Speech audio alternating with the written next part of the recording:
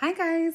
So I wanted to share a little bit about how I've been constructing my remote therapy, and it's really an awesome tool to connect our two worlds of direct speech therapy with our kiddos, because we have trained for a very long time and we are specialists with speech and language. But also, our tips and tricks don't work if they're not applied, and we're not empowering our parents to think like the therapist, or not even the therapist, to think like the best for their child, their home environment, their daily routines. So I really want to blend the two worlds of being a teacher and modeling, but also giving the parents an opportunity to respond and to plan and to grow and to build confidence. And this time more than ever, we remember we're not confident in something until we do it.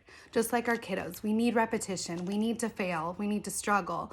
There's not really a way to struggle when you're interacting with your child, but you can feel uncomfortable and still grow from that. I know when I first started teletherapy, I felt a little uncomfortable, and it wasn't until I had to try it over and over did I get more confident. Well, I really feel like that's the same with our parents.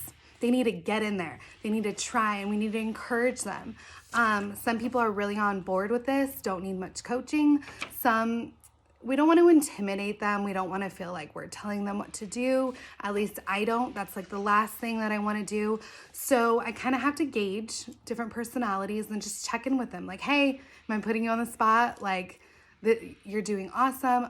Or I wonder, he's really showing interest in that toolbox. What could we say? And then you need to wait, just like we do with our children, waiting for them to fill it in. We need to wait with adults too. And sometimes it's a long time. And just sit in that uncomfortableness, because I've learned so much from parents, and they know their child the best. And that's usually when I make the most progress. So an overview, my mission statement for speech therapy done remotely or even in home, anywhere, is that it doesn't matter what I know, unless I can communicate to the family what it is we're working on and why we're working on it, okay? As you guys are well aware, we can do therapy with anything. Language is everywhere, even better when it's daily routines, so we can adapt anything. But we need to know what we're thinking about, okay? And then we also have to figure out how to be not too wordy. This is probably my hardest part because I have so much spinning in my brain, research-based methods, different ideas, something that happened once before. Oh, watch out for this. We need to take some of that out, okay? It doesn't matter if it's perfect. We're trying. It's trial and error. So for example, let me give you an application here. I really have been trying to design my sessions with a move, sit, move model.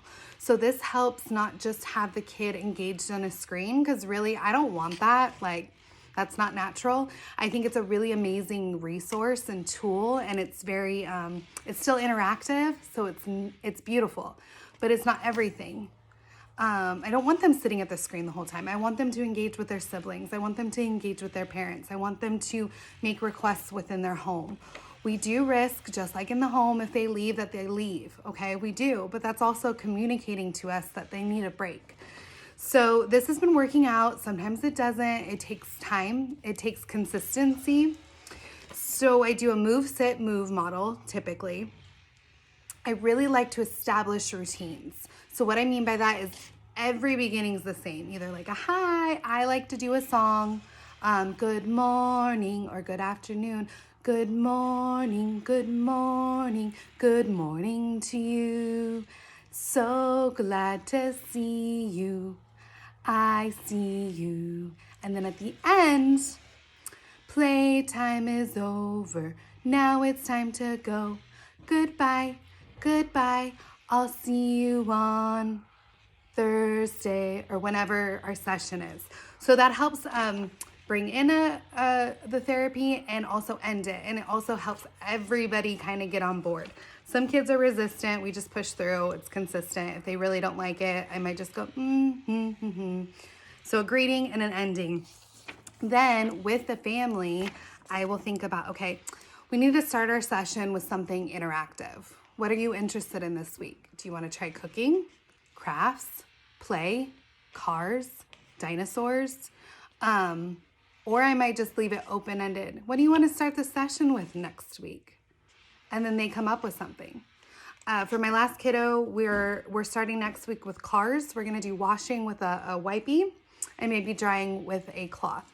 And we can target prepositions, labels of the car, wash car, dirty, PU, again, more, all of that. Your speech therapist, you don't need coaching on that. Then we're gonna move into some book play because this child is, books are harder. So they don't have a lot of books, so I'm gonna bring a book to them. If they wanted to bring a book, even better because they're engaged. I also, with this particular kiddo, since we're working on books, that's when he has a snack break, so he has something to do. He also has binoculars or a paper towel roll that he brings because it helps him like focus. I see you, I see the cow, or whatever story we're talking about. I usually with him try to have like an interactive piece, like if it's an animal book, I have animals that I match. So we do story time, and then we're ready for a movement break. Okay, we need to get down and move. Is that gonna be through yoga? Is that gonna be through dance? Is that gonna be through jumping? Is it through an obstacle course? I'm gonna crumple paper and toss it up into the air or catch it. Endless opportunities. Okay, and then we're gonna come back down. Maybe a puzzle. I've done the strainer, fine motor, putting it in, taking it out, something, a sensory box. But the parents are part of this entire planning process. And that's like 5 pieces. And then I send a reminder of the few items that they need. We can adapt the schedule, but we have a plan, they're invested, we have direction, and the kids have something interactive. So I really, really love that model. A move, sit, move, planning with the parents, coaching, and listening. I need to listen to what they have to say too. So that's kind of in a nutshell some of the things that I've been doing in remote therapy to make it successful, and it's been really exciting.